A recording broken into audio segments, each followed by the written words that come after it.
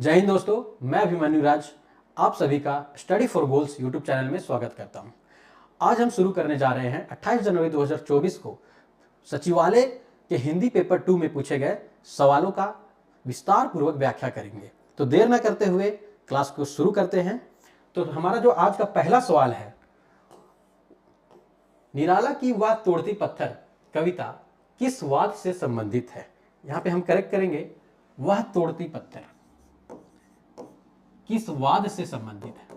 तो आप सभी को पता होगा, निराला हमारे जो कवि है वो छायावाद के कवि हैं। हिंदी में 1918 से 1936 तक का जो समय पीरियड है उसे हम छायावाद कहते हैं। लेकिन निराला की वह तोड़ती पत्थर जो कविता है, वह कविता छायावाद से संबंधित ना होकर प्रगतिवाद से संबंधित है। तो इसका हमारा उत्तर हो जाएगा, निराला की वह तोड़ती पत्थर किस बात से संबंधित है? प्रगतिवाद से संबंधित है। तो नेक्स्ट क्वेश्चन जो हमारा है, वो हमारा नेक्स्ट क्वेश्चन है, गाल बजाना मुहावरे का सही अर्थ क्या है। तो गाल बजाना मुहावरा जो है उसका सही अर्थ क्या है? आप सभी को पता होगा कि गाल बजाना का अर्थ होगा हमारा ऑप्शन नंबर डी, सेखी बखारना। क्या आंसर हो जाएगा? गाल बजाना मुहावरे का सही अर्थ सेखी बखारना। तो नेक्स्ट क्वेश्चन जो हमारा है वो है, जहां उपमेय में उपमान का निषेध रहित आरोप हो तो वहां कौन सा अलंकार होता है। तो अगर हम बात करें सबसे पहले अलंकार की, तो उपमा अलंकार क्या है। इससे पहले हम कुछ शब्द को समझ लेते हैं। दो शब्द है, उपमान और उपमेय। उपमान और उपमेय, मुख्य वस्तु जो होती है उसे हम क्या कहते हैं? उपमान कहते हैं। अर्थात जिसकी तुलना की जाए और जिससे तुलना की जाती है, जिससे तुलना की जाती है उसे हम कहते हैं उपमेय। जिससे तुलना की जाती है उसे हम उपमेय कहते हैं। ठीक है। तो उपमान और उपमेय में जब निषेध रहित आरोप हो तो वहां पे हमारा कौन सा अलंकार होता है? वहां पे हमारा रूपक अलंकार होता है। जैसे हमारा रूपक अलंकार का अगर हम उदाहरण लें तो हमारा क्या हो जाएगा? चरण कमल। इसका अर्थ क्या है? चरण रूपी कमल। मतलब उपमान और उपमेय में आरोप हो जा रहा है, इसलिए हमें यहाँ पे आंसर क्या हो जाएगा? रूपक अलंकार। वहीं अगर उपमा अलंकार की बात करें तो उपमा अलंकार में हमारा क्या होता है? उपमान और उपमेय के बीच तुलना की जाती है। जैसे तुम्हारा मुख चंद्रमा के समान है। तुम्हारा मुख चंद्रमा के समान है, सुंदर है। चंद्रमा के समान सुंदर है। तो यहां पे चंद्रमा से उसके मुख की सुंदरता की तुलना की जा रही है। तो यहां पे होता है उपमा अलंकार। वहीं उत्प्रेक्षा अलंकार जो होता है, उपमेय और उपमान में संभावना बताई जाती है, तो वहां पे उत्प्रेक्षा अलंकार होता है। जैसे तुम मानो चंद्रमा के समान सुंदर हो, तो यहां पे संभावना बताई जा रही है, तो उत्प्रेक्षा अलंकार हो गया। वहीं अतिशयोक्ति अलंकार, जब किसी बात को बढ़ा चढ़ाकर बात की जाए, जैसे हम बात करते हैं कि हनुमान जी की जब रावण के लंका में घुसे थे तो बोला जाता है कि लोग उसकी पूंछ को आग लगा रहे थे, लेकिन पूंछ को आग ना लगा सके, पूरी लंका को आग लग गया। तो ये क्या है? अतिशयोक्तिपूर्ण बात हो रही है, बढ़ा चढ़ाकर बातें हो रही है, तो वहां पे हमारा अतिशयोक्ति अलंकार होता है। तो इस क्वेश्चन का उत्तर क्या हो जाएगा हमारा? उपमेय में उपमान का निषेध रहित आरोप हो तो वहां पे रूपक अलंकार होता है। तो इसका करेक्ट आंसर जो हमारा होगा वो होगा आंसर रूपक अलंकार। तो नेक्स्ट क्वेश्चन की ओर अगर हम चलें तो हमारा जो नेक्स्ट क्वेश्चन है, ठाकुर का कुआं कहानी में यह किसका कथन है। तो सबसे पहले हम ठाकुर के कुआं कहानी को समझ ले। तो ठाकुर का कुआं कहानी आप सभी को पता होगा।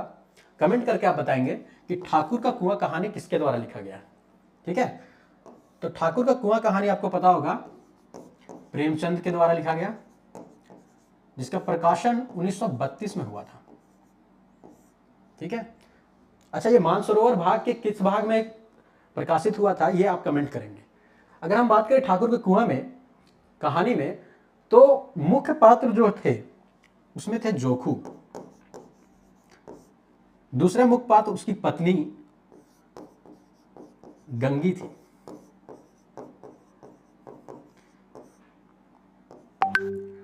और इसके अलावा कुछ पात्र थे, ठाकुर, साहू, पंडित।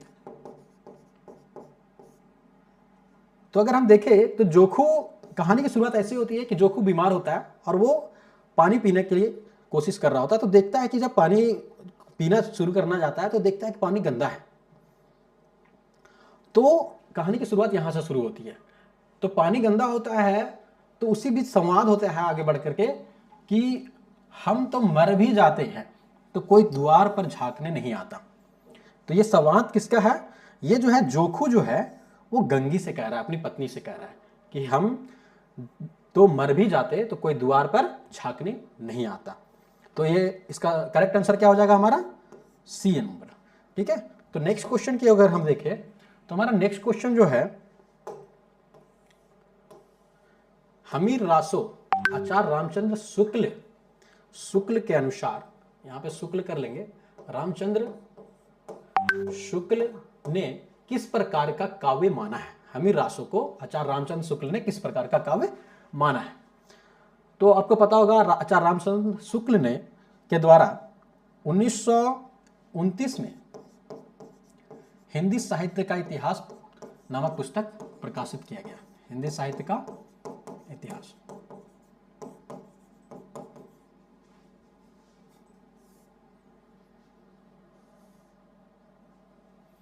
हिंदी साहित्य का इतिहास पुस्तक जो है वो 1929 में रामचंद्र शुक्ल के द्वारा प्रकाशित किया गया, जिसमें उन्होंने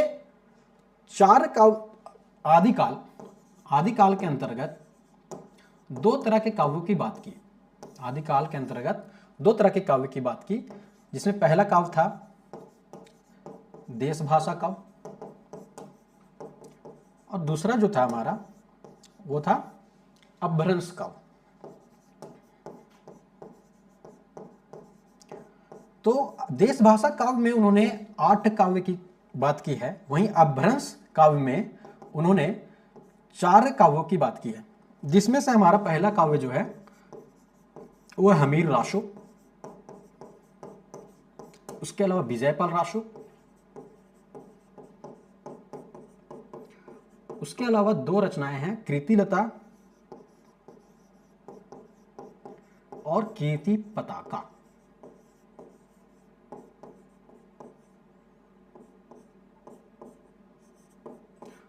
तो आप सबको पता होगा कि हमीर रासो जो है उसके रचनाकार कौन है? सारंगधर।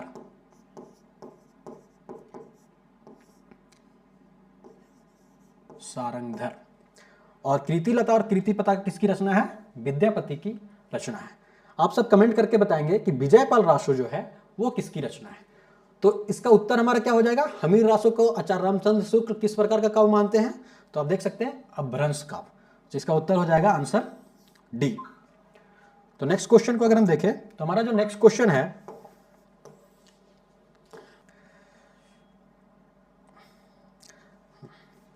की अगर हम बात करें तो हमारा जो नेक्स्ट क्वेश्चन है वो है आगामी किस प्रकार का विशेषण है।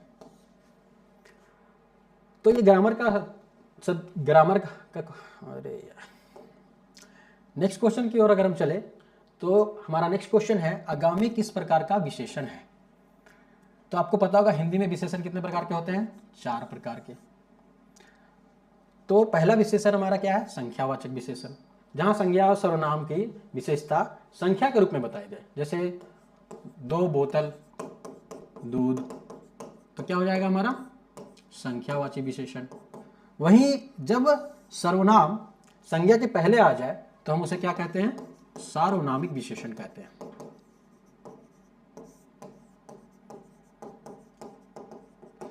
और जब किसी संज्ञा का गुण दोष आदि के बारे में बताया जाए तो हम उसे गुणवाचक विशेषण कहते हैं।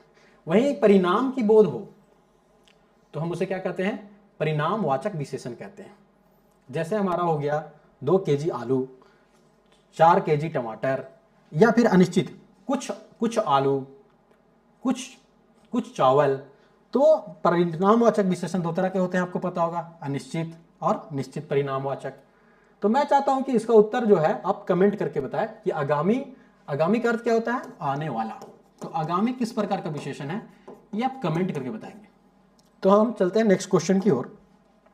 तो हमारा नेक्स्ट क्वेश्चन जो है वह है किसी देश के सभी लोगों की भाषा को क्या कहा जाता है। तो ऑप्शन की अगर हम देखें तो सबसे पहला हमारा ऑप्शन जो है वो है मातृभाषा। आप सबको पता है कि जो भाषा कोई व्यक्ति अपने माता पिता के द्वारा सीखता है, अपने माता पिता के द्वारा सीखता है, उसे हम मातृभाषा कहते हैं। अर्थात बचपन में जो भाषा अपने आसपास से सीखी जाती है उसे मातृभाषा कहते हैं। वहीं राजभाषा की बात करें तो जो सरकारी कामकाज जिस भाषा में किए जाते हैं, कामकाज जिस भाषा में किए जाते हैं उसे हम राजभाषा कहते हैं। और मानक भाषा आपको पता होगा कि कोई भी भाषा जब अपने शुरुआती चरण में होती है तो उसके कई सारे रूप होते हैं, तो उसका जब मानकीकरण किया जाता है तो उसे हम मानक भाषा कहते हैं। वहीं देश के सभी लोगों की भाषा को क्या कहा जाता है? राष्ट्रभाषा कहा जाता है। तो इसका उत्तर क्या हो जाएगा? हमारा बी हो जाएगा। उत्तर हमारा हो जाएगा बी। तो सातवां का आंसर हमारा हो जाएगा राष्ट्रभाषा। आप सब कमेंट करके बताएंगे कि हमारे देश की राजभाषा, हमारे देश की राजभाषा हिंदी जो है उसे राजभाषा का दर्जा कब प्राप्त हुआ। तो चलते हैं नेक्स्ट क्वेश्चन की ओर। तो नेक्स्ट क्वेश्चन जो हमारा है, ज्वाला की पत्नी कौन सा काम करके बच्चों का भरण पोषण करती थी। तो आप सबको पता होगा, आप सबने पढ़ा होगा ज्वाला ये किस कहानी का पात्र है? अभिशप्त कहानी। अभिशप्त कहानी जिसके रचनाकार हैं यशपाल। आप सभी को पता होगा कि यशपाल के द्वारा रचित अभिशप्त कहानी जो है उसमें मुख्य पात्र है ज्वाला और उसकी पत्नी। और इसके अलावा ज्वाला और उसकी पत्नी के अलावा इनके दो पुत्र थे, दो बच्चे थे। एक 5 साल का लड़का, 5 साल का लड़का, एक 3 साल की लड़की और एक हाल फिलहाल में हुआ नवजात बच्चा। इनके अलावा अभिशप्त कहानी में जो मुख्य पात्र हैं वो है शुक्ला जी और इनकी पत्नी,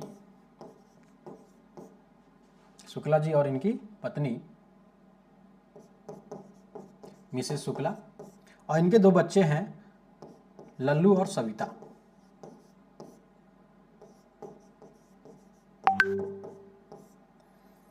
तो आपने जब ये कहानी पढ़ा होगा तो आपने देखा होगा कि ज्वाला की पत्नी जो है वो कौन सा काम करती है? दाल दलने का काम करती है। इस क्वेश्चन का उत्तर क्या हो जाएगा हमारा? डी। तो हमारा जो अगला सवाल है वह है डॉक्टर नगेंद्र ने भक्ति काल को कब से कब तक माना है। आप सभी को पता होगा कि डॉक्टर नगेंद्र के द्वारा हिंदी साहित्य का इतिहास पुस्तक लिखा गया 1973 में, 1973, जिसमें कितने अध्याय थे? 17 अध्याय थे। तो डॉक्टर नगेंद्र ने अपने इतिहास की पुस्तक को आदिकाल का जो समय पीरियड लिया है वो लिया है 7वीं से 14वीं शताब्दी, 7वीं से 14वीं शताब्दी। वहीं भक्ति काल को वो 14वीं से 17वीं शताब्दी तक मानते हैं। इसके अलावा रीतिकाल को वो 17वीं से 19वीं शताब्दी,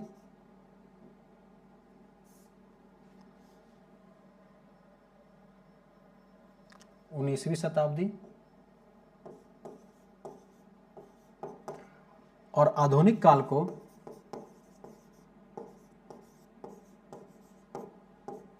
19 19वीं शताब्दी से अब तक कब को मानते हैं। तो हमारा क्वेश्चन क्या है, डॉक्टर नगेंद्र ने भक्ति काल को कब से कब तक माना है। तो हम देख रहे हैं कि भक्ति काल का समय पीरियड उसने कब तक माना है, 14वीं शताब्दी से 17वीं शताब्दी तक। तो इसके क्लोज उत्तर आपका कौन सा है, ऑप्शन सी। तो इसका करेक्ट आंसर हो जाएगा ऑप्शन सी। हमारा जो नेक्स्ट सवाल है वह है, तुलसीदास ने विनय पत्रिका में कौन सा भाव प्रकट किया है। आप सभी को पता होगा कि तुलसीदास जो हमारे हैं वो भक्ति काल के राम भक्ति शाखा के कवि है।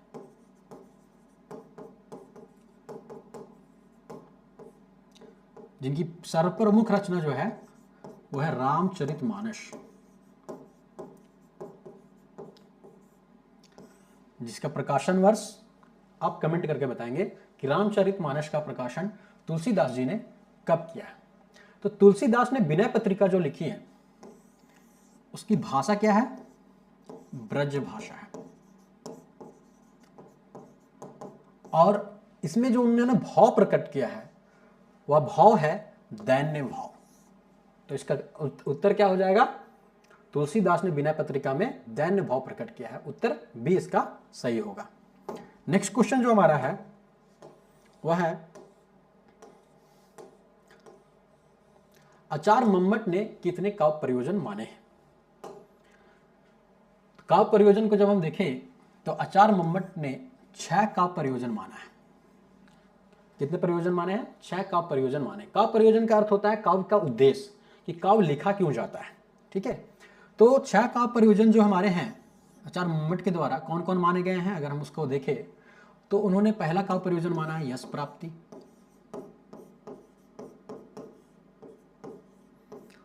उसके बाद दूसरा माना है धन प्राप्ति, तीसरा आनंद की प्राप्ति, चौथा है लोक व्यवहार का ज्ञान,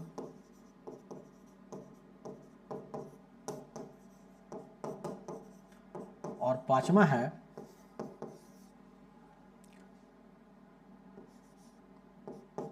रोगों का निवारण,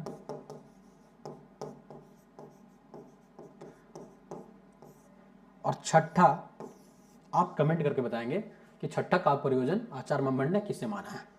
तो हमारा जो तो इस क्वेश्चन का हमारा करेक्ट आंसर क्या हो जाएगा, 6 काव्य प्रयोजन आचार्य मम्मट ने माना है। नेक्स्ट क्वेश्चन को अगर हम देखें तो हमारा नेक्स्ट क्वेश्चन है, भगवान मेरी रक्षा करो, इस वाक्य में किस कारक की विभक्ति का प्रयोग किया गया। भगवान मेरी रक्षा करो, तो आप सबको पता होगा कि हिंदी में कारक कितने प्रकार के हैं, 8 प्रकार के। और यहाँ पे जो इसको करेक्ट कर लेंगे, संबोधन चिन्ह है भगवान मेरी रक्षा करो।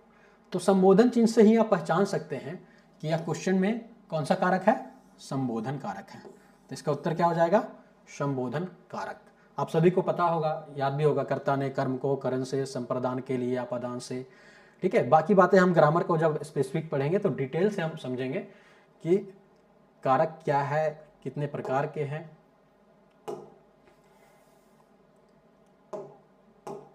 तो नेक्स्ट क्वेश्चन की ओर हम अगर चले तो नेक्स्ट क्वेश्चन जो हमारा है, पानी में कुछ है, प्रस्तुत वाक्य में कुछ किस सर्वनाम का उदाहरण है। तो सर्वनाम हिंदी में कितने प्रकार के होते हैं, 6 प्रकार के। पहला जो हमारा सर्वनाम है वो है पुरुषवाचक सर्वनाम, दूसरा सर्वनाम हमारा है प्रश्नवाचक, तीसरा है अनिश्चितवाचक, चौथा है निश्चितवाचक, और पांचवा सर्वनाम जो हमारा है निजवाचक सर्वनाम, और छठा सर्वनाम हमारा है संबंधवाचक सर्वनाम। तो निश्चय वाचक सर्वनाम जो होता है, जब किसी निश्चय की बात हो, जब सर्वनाम, वह सर्वनाम जिससे किसी निश्चित वस्तु या व्यक्ति को सूचित किया जाए तो हम उसे निश्चयवाचक सर्वनाम कहते हैं। इसे हम संकेतवाचक सर्वनाम भी कहते हैं। जैसे यह लड़का,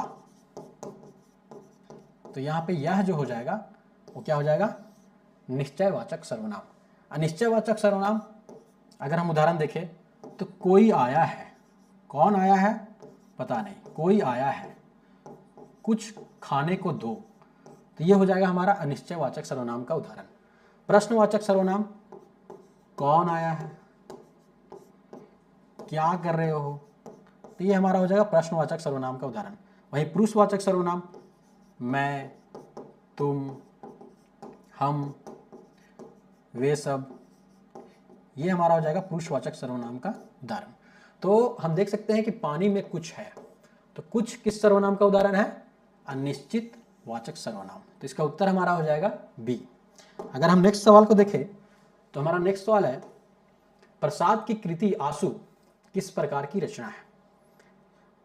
जैसा कि मैंने बताया आपको कि जयशंकर प्रसाद, पूरा नाम क्या है, जयशंकर प्रसाद, किस वाद से संबंधित है, छायावाद से संबंधित है। इनके द्वारा जो रचनाएं की गई, कुछ रचनाओं को अगर हम देखें तो इनकी मुख्य रचनाएं आंसू, झरना, लहर, कामायनी, इसके अलावा कुछ काव्य, कानन कुसुम, प्रेम पथिक,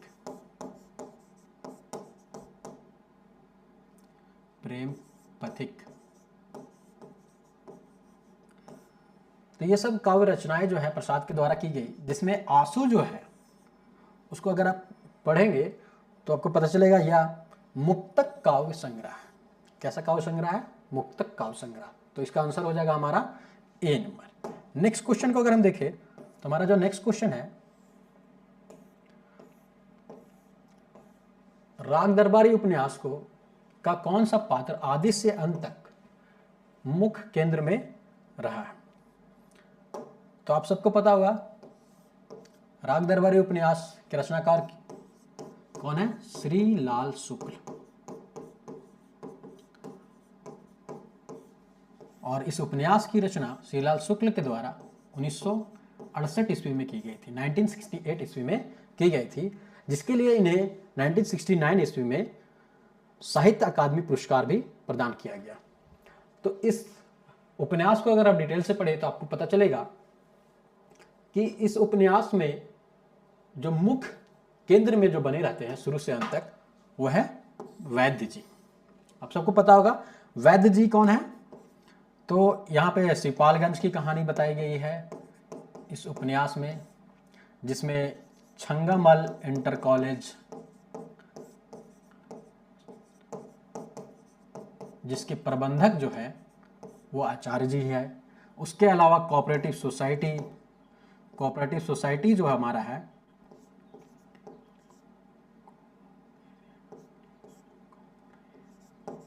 कोऑपरेटिव सोसाइटी, इसके हेड भी हमारे वैद्य जी ही हैं। और इसके अलावा अगर देखा जाए तो गांव का जो प्रधान बनाया जाता है, जो इनका नौकर है, मंगलदास, जिसे शनिचर कहा जाता है, जिसका मुख्य नाम क्या है, मंगलदास है। तो ये राजनीति के पीछे के मास्टरमाइंड भी जो है वैद्य जी है। ये शुरू से ही अंत तक देखा जाए तो कथा के केंद्र में बने रहते हैं। वैद्य जी को देखा जाए तो ये ऐसे चलाते हैं आयुर्वेदिक दवाखाना।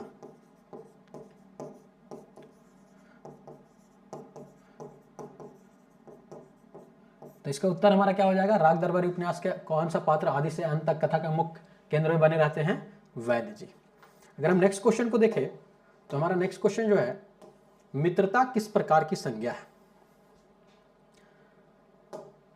तो ये सा आसान सा सवाल है, मित्रता किस प्रकार की संज्ञा। पहला ऑप्शन हमारा जातिवाचक संज्ञा। तो जातिवाचक संज्ञा कब होता है, जब किसी संपूर्ण जाति का बोध कराए। वह संज्ञा जो किसी संपूर्ण जाति का बोध कराए तो उसे जातिवाचक संज्ञा कहते हैं। जैसे लड़का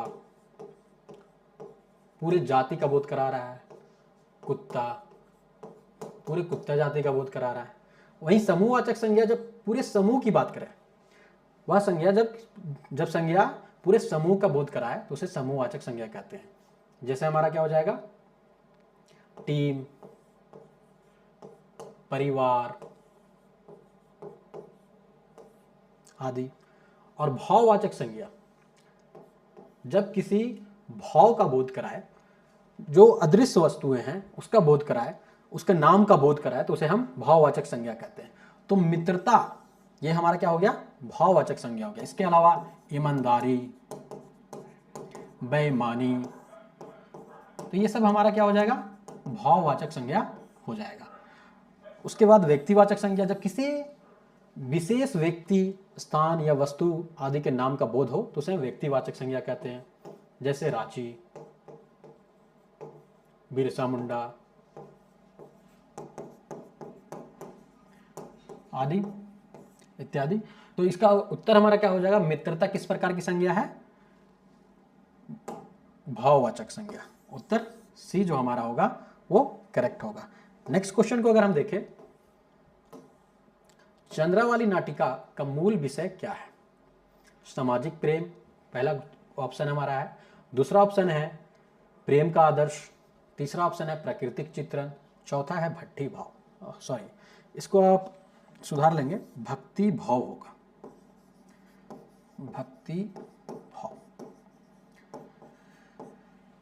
तो चंद्रावाली नाटिका की अगर हम बात करें तो चंद्रावाली नाटिका के रचनाकार है भारतेंदु। चंद्रावाली नाटिका का रचनाकार कौन है, भारतेंदु हरिश्चंद्र, जिसमें इस नाटक में कृष्ण के प्रेम को दर्शाया गया है, कृष्ण के प्रेम को दर्शाया गया है। तो इसका करेक्ट आंसर जो हमारा हो जाएगा प्रेम का आदर्श। तो 17 का हमारा क्वेश्चन का करेक्ट ऑप्शन जो होगा ऑप्शन बी। नेक्स्ट क्वेश्चन को अगर हम देखें, निम्न में से कौन सूफी शाखा के कवि है? तो सूफी शाखा के कवि कौन है? तो पहला ऑप्शन हमारा जो है कबीर। आपको पता है कबीर जो हमारे हैं ज्ञानाश्री शाखा बोलिए या संत काव्यधारा इसके कवि हैं। वहीं हमारे नाभादास जो हैं वो राम भक्ति शाखा के कवि हैं।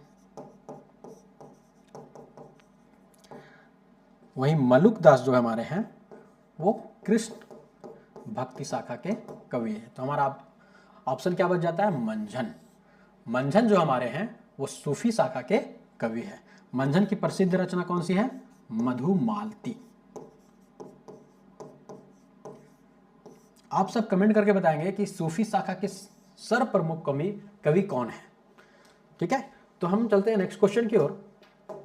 तो हमारा नेक्स्ट क्वेश्चन जो है वो कहता है विपलता के, इसको करेक्ट करेंगे, यहां होगा विपन्नता। विपन्नता के इस अथाह सागर में सुहाग ही वह सूत्र था जिसे पकड़े वह सागर पार कर रही थी। यह कथन गोदान के किस पात्र का है? तो आप सबको पता होगा गोदान, इसके रचनाकार कौन है, प्रेमचंद, जिसकी रचना 1936 ईस्वी में की गई, जिसमें कितने अध्याय थे, 36 अध्याय थे। तो जब होरी की मृत्यु हो जाती है तब यह कथन होरी की पत्नी धनिया के लिए प्रयुक्त किया जाता है कि विपन्नता के इस अथाह सागर में सुहाग ही वह सूत्र था जिसे पकड़े हुआ सागर पार कर रही थी। इसका उत्तर क्या हो जाएगा हमारा 19 का सी नंबर। तो हम चलते हैं नेक्स्ट क्वेश्चन की ओर। तो हमारा जो नेक्स्ट क्वेश्चन है, इस ओर यह सत्य है तब उधर प्रति सत्य भी, नीलम देश की राजकन्या कहानी में यह कथन किसका है? तो सबसे पहले हम देखें अगर, तो नीलम देश की राजकन्या कहानी, इसके रचनाकार कौन है, जैनेन्द्र।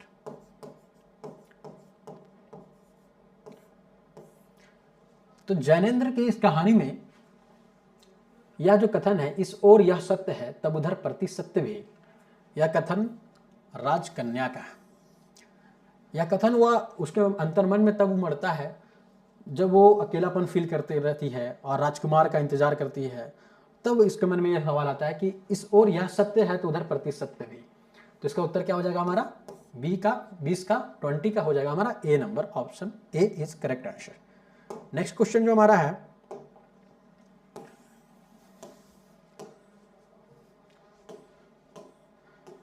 भक्ति काल के किस कवि ने हिंदवी शब्द का प्रयोग किया है? तो इसका हमारा करेक्ट आंसर जो हो जाएगा जायसी। भक्ति काल के किस कवि ने हिंदवी शब्द का प्रयोग किया है? तो जायसी ने प्रयोग किया है। जायसी के जो प्रमुख रचना है,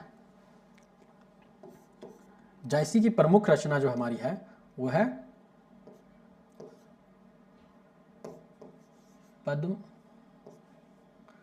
पद्मावती। ऐसी प्रसिद्ध रचना कौन सी है? पद्मावती। इसके अलावा इन्होंने और भी रचनाएं की हैं, ठीक है, जिसको आप कमेंट करके बताएंगे कि जायसी की और भी रचनाएं कौन कौन सी है। तो हमारा जो नेक्स्ट क्वेश्चन है,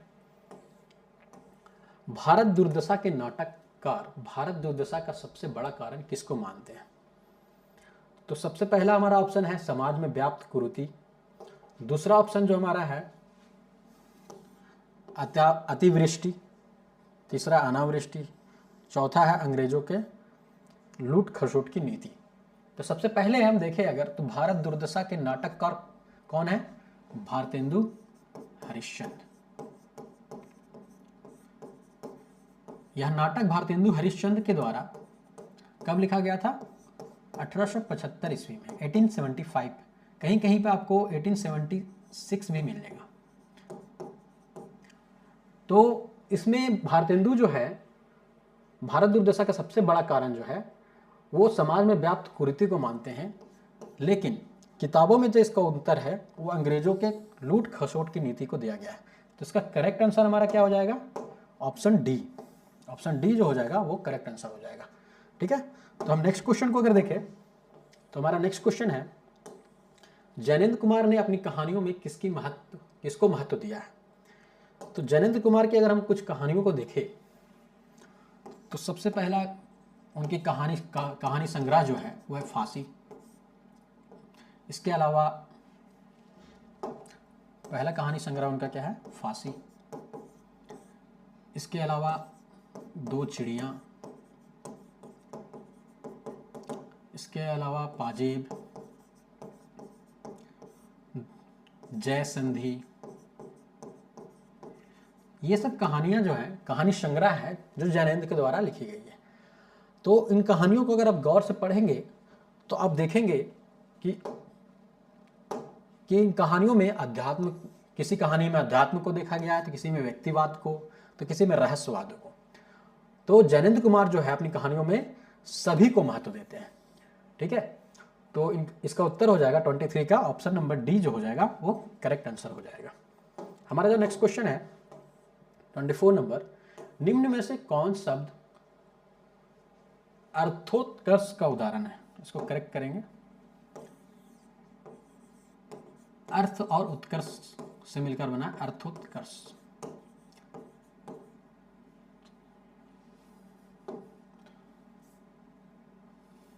अर्थोत्कर्ष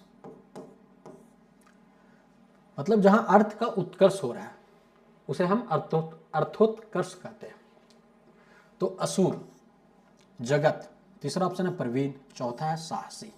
तो ऑप्शन को अगर आप ध्यान से पढ़े तो आप देखेंगे साहसी जो है वो साहस से बना है और इसका अर्थ जो है बढ़ रहा है। तो यहाँ पे अर्थ का उत्कर्ष कहाँ हो रहा है? साहसी में हो रहा है। तो 24 का ऑप्शन डी जो हमारा हो जाएगा वो करेक्ट आंसर हो जाएगा, ठीक है। तो नेक्स्ट क्वेश्चन जो हमारा है 25 नंबर, विद्यापति ने अपनी रचनाओं में किस प्रकार की भक्ति की है? तो सबसे पहले हम विद्यापति की कुछ रचनाओं को देख ले। तो विद्यापति की कुछ रचनाएं जिसमें से प्रमुख है पदावली, जिसकी रचना उन्होंने मैथिली भाषा में की। उसके अलावा कृतिलता, उसके अलावा देखिए तो कृति पताका,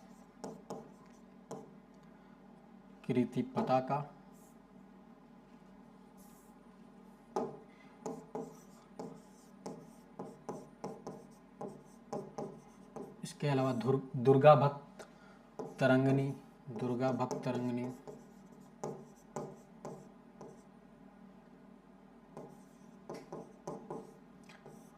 इसके अलावा परीक्षावली, दान वाक्यावली। तो ये सभी रचनाओं को देखे तो ऐसे विद्यापति थे शैव भक्त, शैव संप्रदाय से संबंधित थे, शैव भक्त थे। लेकिन उनकी भक्ति को अगर देखें तो उनकी रचनाओं में शिव के साथ साथ दुर्गा की भक्ति भी दिखती है, गणेश की भक्ति भी दिखती है। तो विद्यापति जो हो जाएगा, इसका करेक्ट आंसर जो हो जाएगा बहुदेववाद, अर्थात वो एक ईश्वर को नहीं बल्कि बहुत सारे ईश्वरों की भक्ति करते हैं। तो 25 का हमारा आंसर जो हो जाएगा वो हो जाएगा A number correct answer. Next question को अगर हम देखें तो हमारा नेक्स्ट क्वेश्चन जो है 26 नंबर, रसखान के काव्य का प्रमुख रस कौन सा है? तो रसखान के काव्य की अगर हम बात करें तो इनका प्रमुख काव्य जो है प्रेम वाटिका, इसके अलावा सुजान रसखान,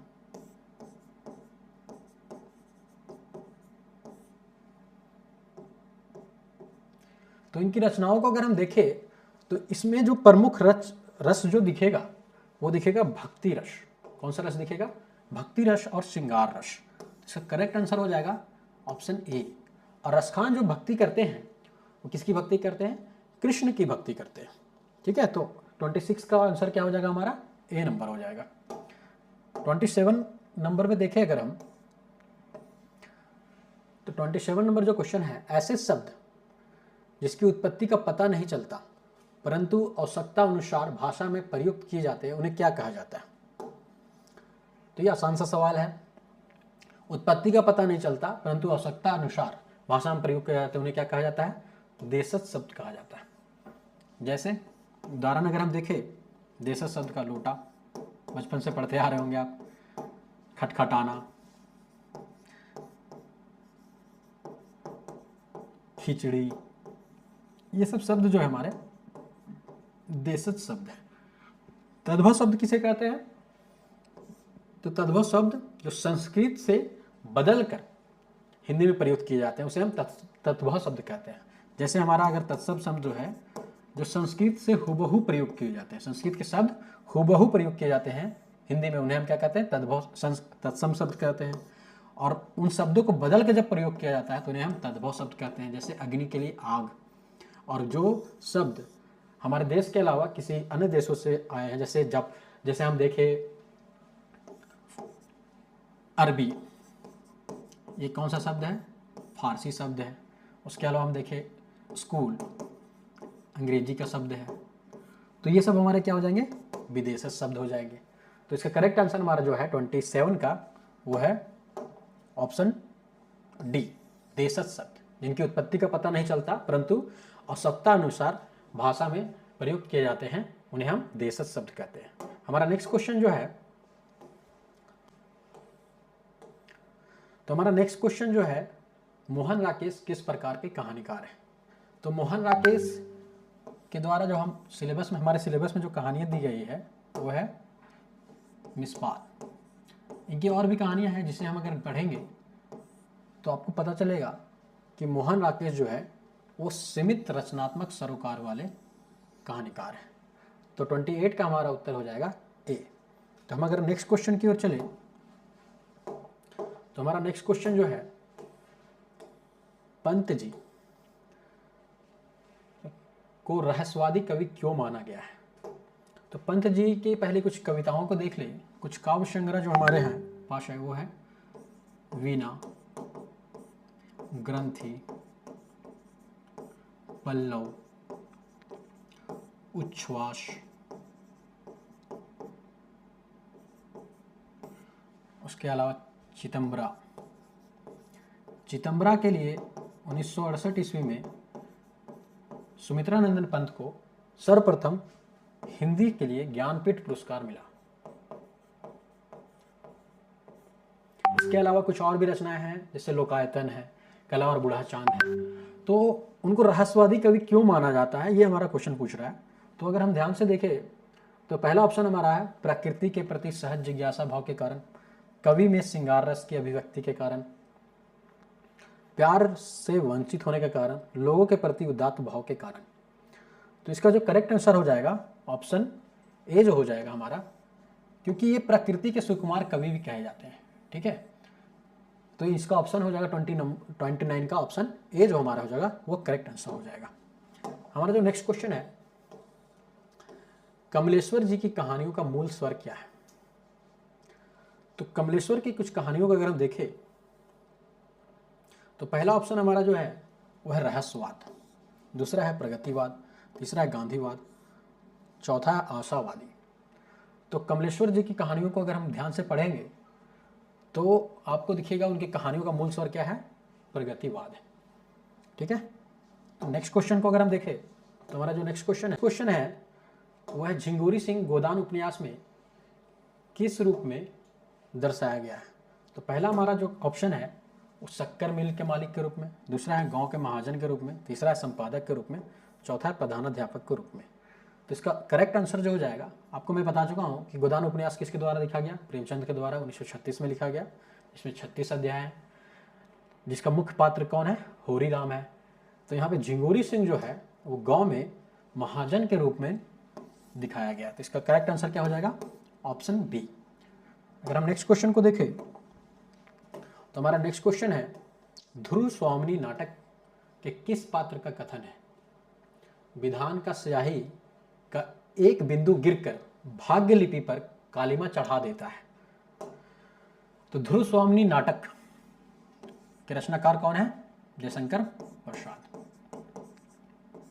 इस नाटक को आप ध्यान से पढ़ेंगे तो इस नाटक के जो मुख्य पात्र है, पहला तो ध्रुव स्वामिनी है, उसके अलावा चंद्रगुप्त है, पुरोहित है, मिहिर देव, सामंत कुमार, उसके अलावा हमारा है शिखर स्वामी। तो यह कथन जो है विधान का स्याही का एक बिंदु गिरकर भाग्य लिपि पर कालिमा चढ़ा देता है, यह कथन जो है वो चंद्रगुप्त का है। तो 32 का हमारा ऑप्शन नंबर डी जो हो जाएगा वो करेक्ट आंसर हो जाएगा। नेक्स्ट क्वेश्चन जो हमारा है, परिंदे कहानी के किस पात्र ने एक नीला लिफाफा जूली की गोद में फेंका? तो परिंदे कहानी के रचनाकार कौन है? निर्मल वर्मा।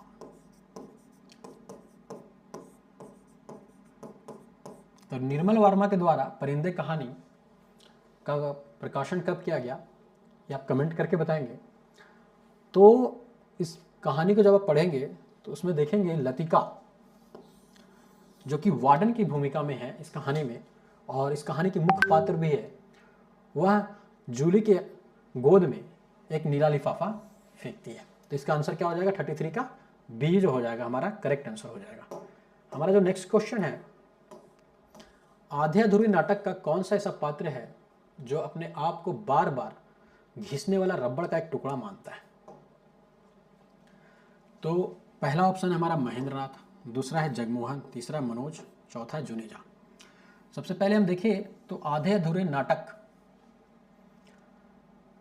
की रचनाकार जो है, आधे अधूरे नाटक को किसने लिखा? मोहन राकेश। आधे अधूरे नाटक को मोहन राकेश के द्वारा लिखा गया, जिसका प्रकाशन 1969 में हुआ था।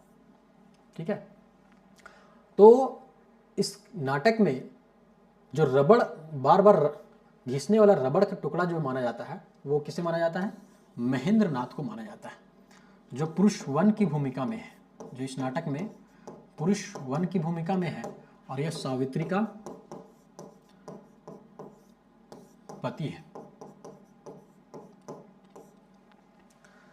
ठीक है, तो 34 का हमारा जो ऑप्शन हो जाएगा, ऑप्शन ए करेक्ट आंसर हो जाएगा। नेक्स्ट क्वेश्चन को अगर हम देखें,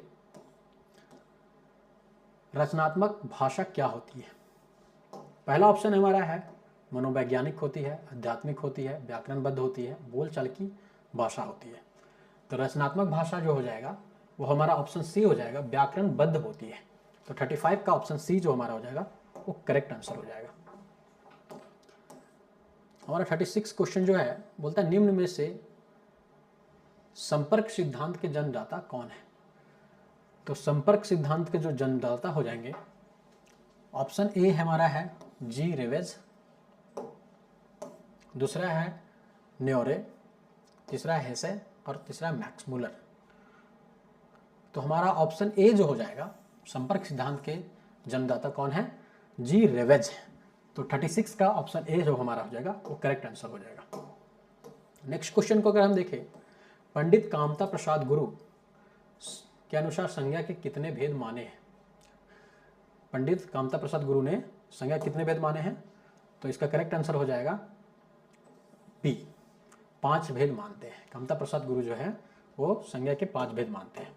हमारा नेक्स्ट क्वेश्चन जो है, उपर्युक्त पंक्ति रामधारी सिंह दिनकर की कविता, पंक्ति पूरा करे, रसवंती, सो करेक्ट कर लेंगे, रसवंती भू के नहीं या विज्ञान कटु आग्ने। तो रामधारी सिंह दिनकर की कुरुक्षेत्र कविता को जब आप पढ़ेंगे तो ये कुरुक्षेत्र कविता की पंक्तियां ली गई है, जिसे आप अगर तुक भी मिलाएंगे आग्नेय श्रेय तो तुक मिल जाएगा आपका। तो इसका आंसर क्या हो जाएगा हमारा 38 का सी नंबर। नेक्स्ट क्वेश्चन जो हमारा है, जो पढ़ेगा सो आगे बढ़ेगा, इस वाक्य में किस सर्वनाम का उदाहरण है? तो पहला ऑप्शन है हमारा संबंधवाचक सर्वनाम, दूसरा निश्चयवाचक, तीसरा निश्चय, चौथा पुरुषवाचक। तो मैं बता चुका हूं निश्चयवाचक सर्वनाम का उदाहरण क्या हो जाता है हमारा, यह, वह। इसके अलावा अनिश्चयवाचक का कुछ, कोई। वही पुरुषवाचक का क्या उदाहरण होता है हमारा, मैं, तुम, हम, सब, वह।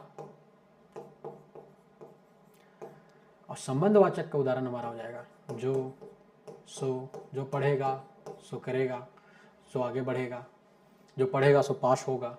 तो इसका हमारा ऑप्शन 39 का आंसर क्या हो जाएगा, संबंधवाचक सर्वनाम। 39 का ए नंबर जो होगा हमारा वो करेक्ट आंसर होगा। नेक्स्ट क्वेश्चन जो है, भारत दुर्दशा नाटक में मदिरा किसकी कन्या बताई गई है? मैं आपको बता चुका हूँ भारत दुर्दशा नाटक के रचनाकार कौन है, भारतेंदु हरिश्चंद्र है।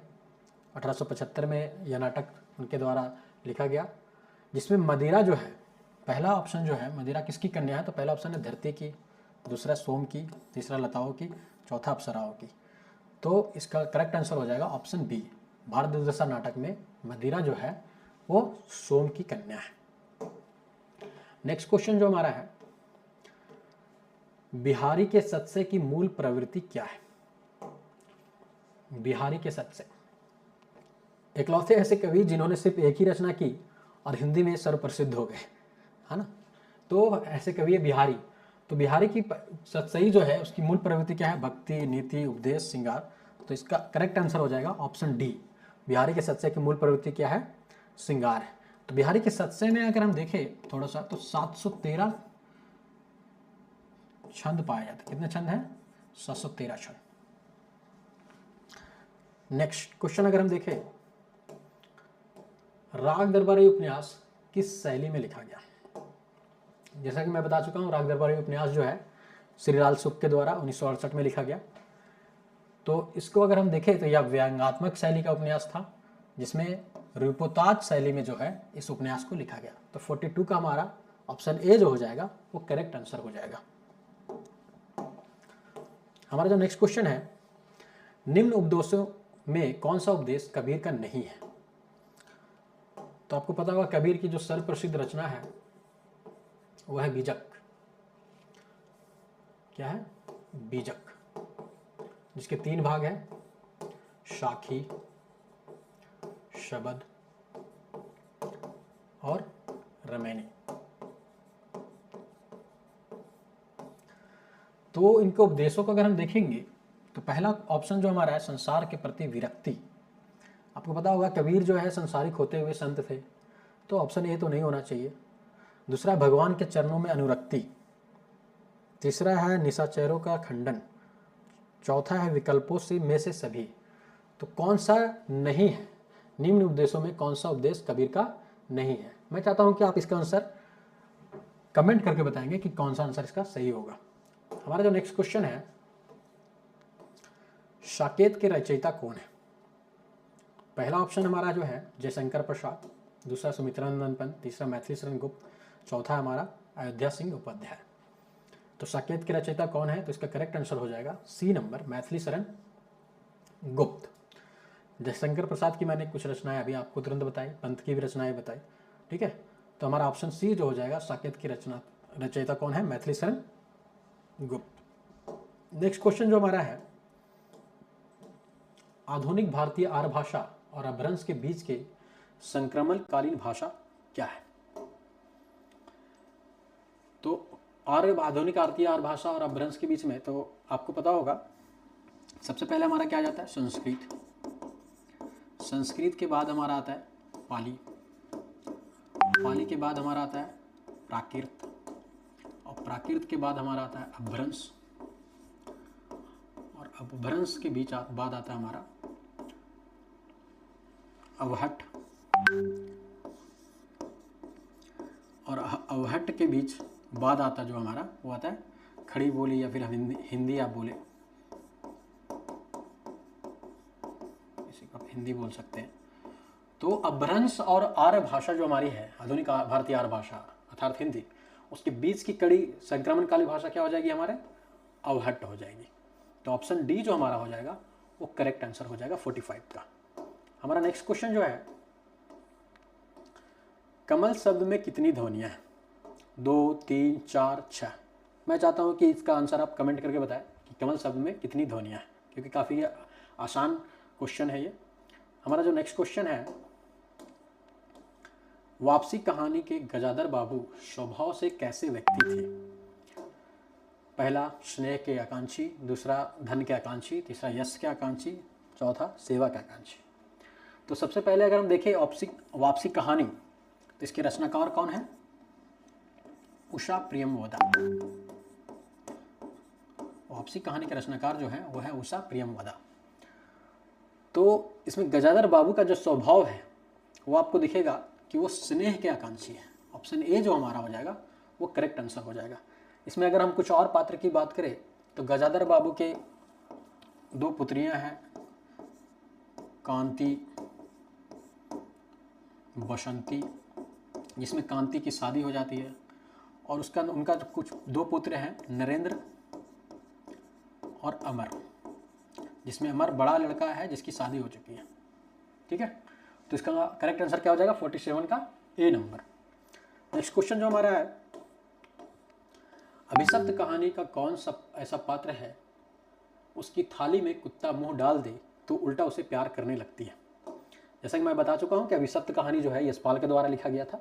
ठीक है, जिसमें मुख्य पात्र भी मैंने बताया आपको कि Mrs Shukla and mister Shukla और उसके 2 बेटे थे, लल्लू और सविता, एक बेटा और एक बेटी। तो सविता जो है वो ऐसा करती है कि जब उसकी थाली में कुत्ता अगर मुंह डाल दे तो उल्टा उसे वो प्यार करने लगती है। ठीक है, तो 48 का हमारा आंसर जो हो जाएगा बी हो जाएगा करेक्ट आंसर। हमारा नेक्स्ट क्वेश्चन जो है, गोदान उपन्यास की कौन नारी पात्र संघर्ष से जूझती हुई चित्रित की गई है? तो गोदान उपन्यास को अगर हम एक्सप्लेन करें अच्छे से तो इसका मुख्य पात्र है होरी, जिसकी पत्नी है धनिया। इसके अलावा होरी का भाई है हीरा और दूसरा भाई है शोभा।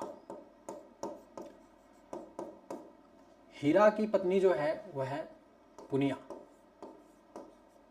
आपने जब ये उपन्यास पढ़ा होगा तो आपने देखा होगा कि होरी जब गाय खरीदता है तो उसके गाय को जहर जो है वो कौन देता है? हीरा देता है। तो होरी के एक बेटा है गोबर, जिसकी पत्नी है झुनिया, और इनकी 2 पुत्रियां हैं सोना और रूपा। इसके अलावा एक पात्र है हमारा माता दीन, जिसका संबंध जो है हमारा वो सीलिया के साथ है। माता दीन जो है वो पंडित वर्ग का है, वहीं सीलिया जो है वो चमार जाति से बिलोंग करती है। उनका विवाहेतर संबंध बताया गया है, मतलब अवैवाहिक संबंध है। तो गोदान उपन्यास की कौन सा नारी पात्र संघर्ष से जूझती हुई चित्रित की गई है? तो देखा जाए पहला ऑप्शन है मालती। आपको पता होगा मालती जो है इस उपन्यास में डॉक्टर की भूमिका में है, जो कि इंग्लैंड से डॉक्टर की पढ़ाई करके आई है, जिसका संबंध जो है हमारा, इसके लिए प्रेमचंद एक लाइन लिखते हैं कि यह बाहर से तितली और अंदर से मधुमक्खी है। ठीक है, दूसरी का पात्र जो है हमारी धनिया, मैं बता चुका हूँ होरी की पत्नी है। तो इसका करेक्ट आंसर जो हमारा हो जाएगा वो हो जाएगा धनिया। गोदान उपन्यास की नारी पात्र जो है संघर्ष से जूझती हुई चित्रित की गई है, तो इसका करेक्ट आंसर हो जाएगा धनिया। 49 का बी नंबर जो होगा करेक्ट आंसर। नेक्स्ट क्वेश्चन जो हमारा है, प्रतिवर्ष किस प्रकार का विशेषण है? प्रतिवर्ष जो है पहला परिणामवाचक, मैं बता चुका हूँ। परिणामवाचक में हमारा हो जाएगा 2 केजी, 4 केजी आलू, है ना।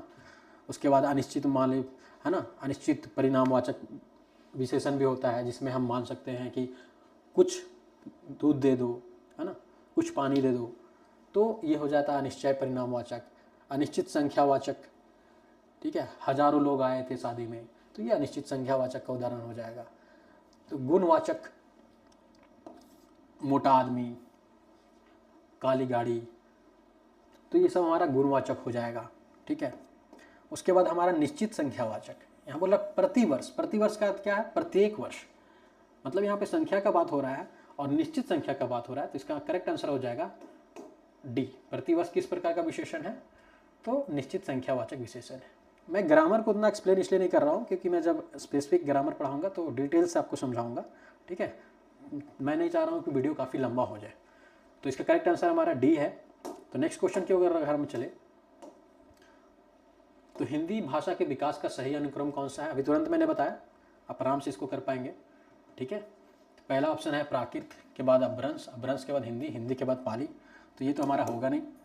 उसके बाद है हिंदी, पाली, अपभ्रंश, प्राकृत, तो सब ये भी हमारा नहीं होगा। थर्ड ऑप्शन है हमारा पाली के बाद प्राकृत, प्राकृत के बाद अपभ्रंश, अपभ्रंश के बाद हिंदी, तो ये हमारा करेक्ट आंसर जो हो जाएगा ऑप्शन सी जो है वो करेक्ट आंसर है। नेक्स्ट क्वेश्चन जो हमारा है, रामगुप्त अपनी धर्मपत्नी ध्रुवस्वामिनी को किसके हाथ सौंप देता है?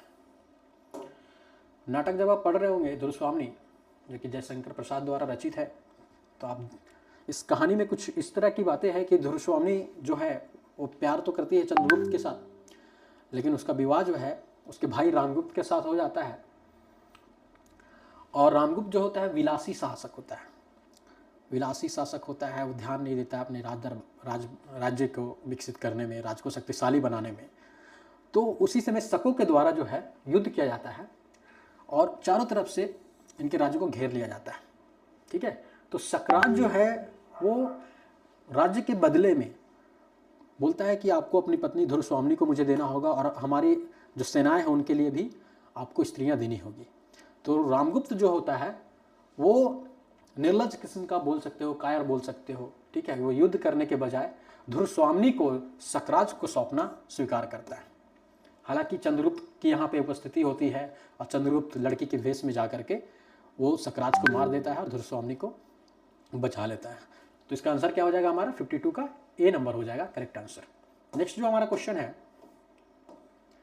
आधे अधूरे नाटक का प्रकाशन वर्ष क्या है? मैं बता चुका हूँ, आराम से आप इसका आंसर कर पाएंगे। 1969 किसके द्वारा रचित है? आधे अधूरे नाटक मोहन राकेश के द्वारा रचित है। धर्मयुग पत्रिका में यह प्रकाशित हुई थी 1969 में। नेक्स्ट क्वेश्चन जो हमारा है, ठन गोपाल मुहावरे का अर्थ क्या है?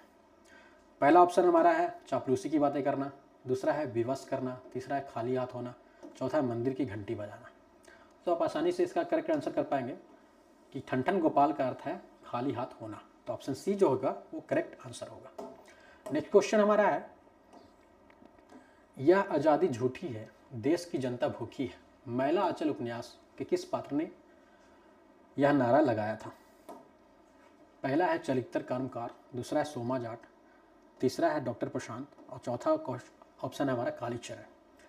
तो इसका करेक्ट आंसर जो हमारा हो जाएगा वो हो जाएगा कालीचरण। अगर हम एक्सप्लेन करें मैला आंचल उपन्यास को शॉर्ट में अगर हम बताएं तो आपको पता होगा मैला आंचल उपन्यास के रचनाकार कौन है? फणीश्वर नाथ रेणु।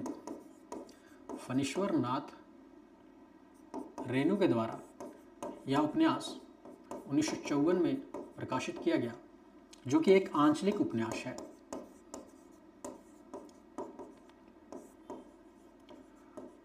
जिसमें बिहार के पूर्णिया जिले के मेरीगंज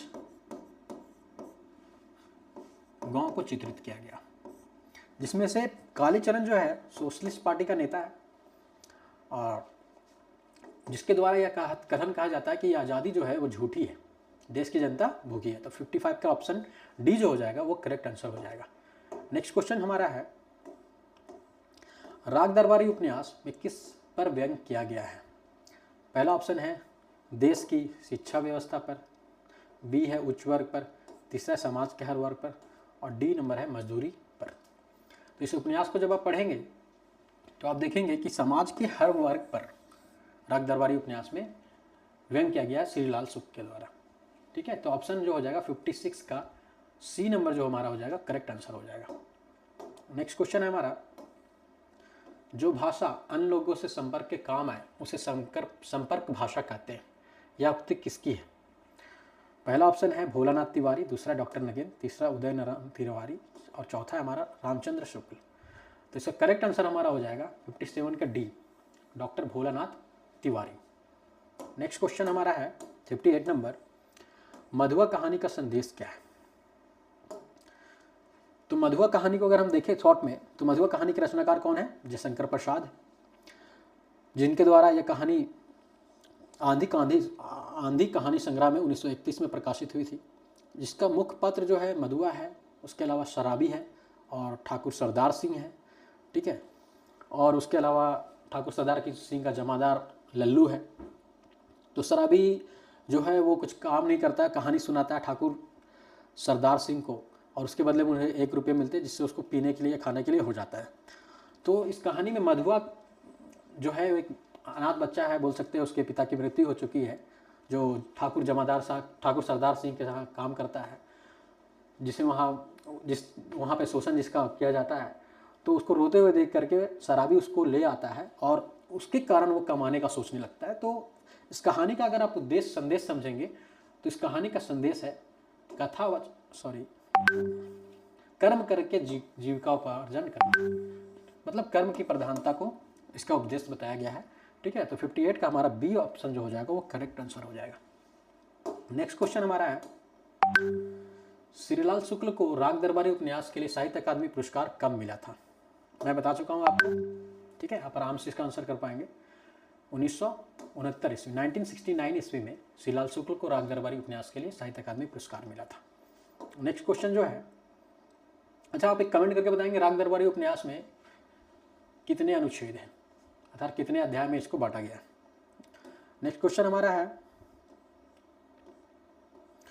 डॉक्टर नगेंद्र एवं डॉक्टर हरदयाल संपादित हिंदी साहित्य का इतिहास का प्रथम संस्करण कब प्रकाशित हुआ? अब संस्करण छूट गया। डॉक्टर नगेंद्र द्वारा और डॉक्टर हरदयाल द्वारा, तो मैं आपको बता चुका हूँ इसी वीडियो में कि उनके द्वारा हिंदी साहित्य का इतिहास जो है 1973 में प्रकाशित हुआ था, जिसमें 17 अध्याय थे। ठीक है, हमारा जो नेक्स्ट क्वेश्चन है वो है, महादेवी वर्मा को किसने हिंदी का विशाल मंदिर की सरस्वती कहा है? पंथ ने, निराला ने, मैथिली शरण गुप्त ने, भारतेंदु हरिश्चंद्र ने। तो 61 का हमारा करेक्ट आंसर हो जाएगा, सूर्यकांत त्रिपाठी निराला के द्वारा महादेवी वर्मा को हिंदी का विशाल मंदिर की सरस्वती कहा गया। इसके अलावा महादेवी वर्मा को आधुनिक मीरा भी कहा जाता है। अगर हम इनकी कुछ रचनाओं को देखें तो आधुनिक महादेवी वर्मा की कुछ रचनाएं, जिसमें प्रमुख है नीरजा, निहार, ये रचनाएं जो है। इसके अलावा यामा,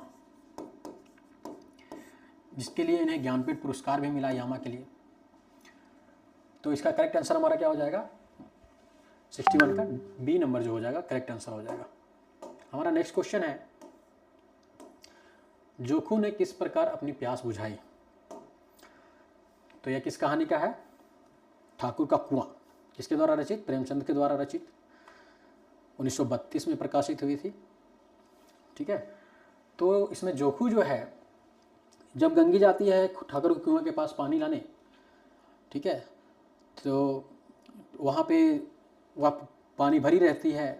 तो उसी समय ठाकुर के घर से आवाज़ आता है कौन है कौन है, तो पानी भर नहीं पाती, घड़ा छोड़कर आ जाती है और वह देखती है तो जोखू जो है वो गंदा पानी पीकर अपनी प्यास बुझा रहा है। तो 62 का करेक्ट आंसर क्या हो जाएगा? बी जो हमारा हो जाएगा वो करेक्ट आंसर हो जाएगा। हमारा जो नेक्स्ट क्वेश्चन है 63, वो है लड़कपन भाववाचक संज्ञा किससे बनी है? तो लड़कपन, लड़कों का पन है ना, मतलब लड़का और पन दो शब्दों से मिलकर बना है लड़कपन। तो इसमें लड़का कौन सा शब्द हो जाएगा हमारा? लड़का जो हमारा हो जाएगा जातिवाचक संज्ञा, ठीक है, क्योंकि लड़का से बना है भाववाचक संज्ञा लड़कपन। तो 63 का करेक्ट आंसर क्या हो जाएगा हमारा? 63 का बी नंबर जो हमारा होगा वो करेक्ट आंसर होगा। नेक्स्ट क्वेश्चन, मैलाचल के किस पात्र ने कहा था चरित्र कर्मकार को न देश न गांव से और न समाज से मतलब है? तहसीलदार साहब, सेक्रेटरी साहब, बजरंगी सिंह, दरोगा बाबू। तो यह कथन जो है मैलाचल उपन्यास को जब आप पढ़ेंगे तो सेक्रेटरी साहब का यह कथन है, चरित्र कर्मकार को न देश से न गांव से न समाज से अंतर। तो 64 का हमारा बी नंबर जो हो जाएगा वो करेक्ट आंसर हो जाएगा। तो हमारा नेक्स्ट क्वेश्चन जो है, जिस समास में कोई भी पद प्रधान नहीं होता और जो अपने पदों से भिन्न किसी संज्ञा का विशेषण होता है उसे क्या कहते हैं? पहला ऑप्शन है अव्ययी भाव समास, दूसरा है बहुव्रीहि समास, तीसरा कर्मधारय समास, चौथा है द्वंद्व समास। तो जब आप समास को पढ़े होंगे तो आपको पता होगा कि इसका करेक्ट आंसर क्या हो जाएगा हमारा? बहुव्रीहि समास हो जाएगा, ठीक है। अव्ययी भाव समास हम किसे कहते हैं? जिसमें पूर्व पद अव्यय होता है और वही प्रधान भी होता है, जैसे यथाशक्ति, आजन। वहीं अगर हम द्वंद्व समास की बात करें तो द्वंद्व समास में दोनों पद प्रधान होते हैं, जैसे दिनों दिन, दिन और रात, जैसे दिन रात, जैसे दिन रात हो गया हमारा द्वंद्व समास। सुख दुख, इसमें दोनों पद प्रधान है, तो ये हमारा क्या हो जाएगा? द्वंद्व समास हो जाएगा। जब मैं व्याकरण को पढ़ाऊंगा तो आपको डिटेल से बताऊंगा कि समास क्या है और क्या क्या भेद है इसके। नेक्स्ट क्वेश्चन को अगर हम देखें तो हमारा नेक्स्ट क्वेश्चन है, सूरदास किस संप्रदाय के कृष्ण भक्ति कवि थे? पहला ऑप्शन है हमारा निम्बार्क संप्रदाय, दूसरा है राधा वल्लभ संप्रदाय, तीसरा है वल्लभ संप्रदाय, चौथा है हरिदासी संप्रदाय। निम्बार्क संप्रदाय को देखें तो निम्बार्काचार्य के द्वारा इसे शुरू किया गया, निम्बार्काचार्य। वहीं राधा वल्लभ संप्रदाय जो है इसके प्रवर्तक कौन है? हित हरिवंश। और वल्लभ संप्रदाय के प्रवर्तक है वल्लभाचार्य, और हरिदासी संप्रदाय के स्वामी हरिदास जो है, जिसे सखी संप्रदाय भी कहा जाता है, स्वामी हरिदास जो है इसके प्रवर्तक है। तो सूरदास जो है वो वल्लभ संप्रदाय के कृष्ण भक्त कवि थे। इसका करेक्ट आंसर क्या हो जाएगा? 66 का सी। नेक्स्ट क्वेश्चन को अगर हम देखें, गोदान उपन्यास किसकी समस्या को लेकर लिखा गया है? पहला है मजदूरों की समस्या, गांव के लोगों की समस्या, दलित समस्या, कृषक समस्या। तो गोदान उपन्यास देखा जाए तो अपने आप में एक महाकाव्य है, इसमें सभी तरह की समस्याओं को लिखा गया है। लेकिन अगर यहाँ पे ऑप्शन में ऑप्शन डी होता उपयुक्त सभी, तो सभी हो जाते, लेकिन प्रमुख रूप से आप देखें तो कृषकों की समस्या का जिक्र किया गया है, इसलिए इसका ऑप्शन डी जो हो जाएगा हमारा करेक्ट आंसर हो जाएगा 67 का। नेक्स्ट क्वेश्चन हमारा है, कुछ रंग कुछ गंध सर्वेश्वर दयाल सक्सेना की किस विधा की कृति है? पहला है यात्रा विसंस्मरण, दूसरा है नाटक, तीसरा बाल नाटक, चौथा कहानियाँ। तो इसका करेक्ट आंसर क्या हो जाएगा हमारा? कुछ रंग कुछ गंध जो है सर्वेश्वर दयाल सक्सेना की यात्रा संस्मरण है, ठीक है। अगर हम इनके नाटक को देखें तो इनका सर्वप्रथम नाटक जो है बकरी। वही बालक नाटक को देखें, बाल नाटक को, तो भो भो खो खो जो है यह इनका बाल नाटक है, ठीक है। तो इस क्वेश्चन का हमारा आंसर क्या है? यात्रा संस्मरण। कुछ रंग कुछ गंध जो है सर्वेश्वर दयाल सक्सेना का यात्रा संस्करण है। नेक्स्ट क्वेश्चन है हमारा, जिस क्रिया का व्यापक फल कर्ता पर पड़े उसे क्या कहते हैं? क्रिया का फल किस पर पड़ रहा है? कर्ता पर पड़ रहा है। तो पहला ऑप्शन है संयुक्त क्रिया, दूसरा सकर्मक, तीसरा द्विकर्मक, चौथा अकर्मक क्रिया। तो इसका करेक्ट आंसर क्या हो जाएगा? अकर्मक क्रिया। और जिस क्रिया का फल कर्म पर पड़े उसको क्या कहते हैं? सकर्मक क्रिया, ठीक है। और जब दो क्रियाएं होती है तो उसे हम द्विकर्मक क्रिया कहते हैं, ठीक है। और संयुक्त क्रिया, जब दो धातुओं को मिलने से एक नई क्रिया बनती है तो उसे संयुक्त क्रिया कहते हैं। जैसे अगर मैं उदाहरण दूं तो वह पढ़ चुका है, वह पढ़ने जा रहा है। तो ये किसका उदाहरण हो जाएगा? संयुक्त क्रिया का उदाहरण हो जाएगा। सकर्मक क्रिया का उदाहरण हो जाएगा वह आम खा रहा है। ठीक है, तो इसका करेक्ट आंसर क्या हो जाएगा हमारा? अकर्मक क्रिया, क्रिया का फल कर्ता पर पड़े। नेक्स्ट क्वेश्चन हमारा है, इनमें से कौन सा पात्र मिसपाल से कहता है आजकल मिसपाल पहले से स्लिम होती जा रही है? तो मैं आपको बता चुका हूं मिसपाल कहानी के रचनाकार कौन है? मोहन राकेश।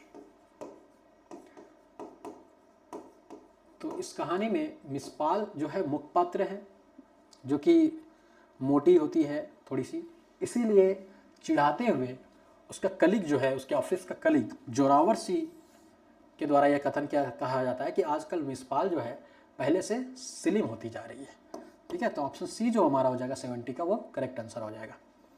हमारा नेक्स्ट क्वेश्चन है, मैलाचल के डॉक्टर प्रशांत किसका घोर विरोधी है? पहला ऑप्शन है पूंजीवाद का, दूसरा सूदखोरों का, तीसरा जमींदारों का, चौथा किसानों का। तो मैलाचल के डॉक्टर प्रशांत का देखेंगे तो वो पूंजीवाद के घोर विरोधी है। किसके घोर विरोधी है? पूंजीवाद के। आप कमेंट करके बताएंगे कि मैलाचल के डॉक्टर प्रशांत का नौकर जो है उसका नाम क्या था। ठीक है, नेक्स्ट क्वेश्चन को अगर हम देखें तो भूषण मूलतः किस रस के कवि हैं? पहला ऑप्शन है करुण रस, दूसरा है भक्ति रस, तीसरा वीर रस, चौथा है विभत्स रस। तो इसका करेक्ट आंसर हो जाएगा हमारा वीर रस। भूषण जो है हमारे वीर रस के कवि हैं। ठीक है, जिनकी कुछ रचनाएं अगर हम देखें तो शिवराज भूषण जो हो गया, ठीक है, ये इनके प्रमुख रचना है। उसके अलावा भूषण उल्लास जो है इनकी रचना है, दूषण उल्लास। उसके अलावा काग का काग में परिवर्तन की दिशा है। पहला ऑप्शन है विषमीकरण, दूसरा उसमीकरण, तीसरा घोषीकरण, चौथा समीकरण। तो मैं चाहता हूं कि इसका आंसर आप कमेंट करके बताएं कि काग से काग जो बन रहा है इसमें क्या परिवर्तन हो रहा है। ठीक है, नेक्स्ट क्वेश्चन की ओर अगर हम चले तो 74 नंबर क्वेश्चन जो हमारा है वो कहता है काव्य की अनुभूति व जीवन की अनुभूति में कोई विशेष अंतर नहीं होता। काव्य के संदर्भ में किस पाश्चात्य विद्वान का मत है? पहला ऑप्शन है प्लेटो, दूसरा इलियट, चौथा आर्नल्ड और तीसरा है आर्नल्ड और चौथा है रिचर्ड्स। तो यह जो कथन है वो रिचर्ड्स के द्वारा कहा गया कि काव्य की अनुभूति व जीवन की अनुभूति में कोई विशेष अंतर नहीं होता। अगर आप प्लेटो का मुख्य कथन को देखें तो प्लेटो का कथन था कला जो है सत्य से 3 गुना दूर है। ये प्लेटो का मुख्य कथन था। वहीं इलियट के द्वारा अगर देखें इलियट का मुख्य कथन, तो इलियट जो है बोलता है कि सिर्फ अतीत ही वर्तमान को प्रभावित नहीं करता बल्कि वर्तमान भी अतीत को प्रभावित करता है। वहीं मैथ्यू आर्नल्ड की अगर आप कुछ प्रमुख रचनाएं देखें तो है select an essays, select on church and state, ये इनकी कुछ रचनाएं हैं। इसके अलावा लिटरेचर एंड ड्रामा। ठीक है, तो जब हम इस चैप्टर को पढ़ेंगे तो डिटेल से आपको एक्सप्लेन करूंगा।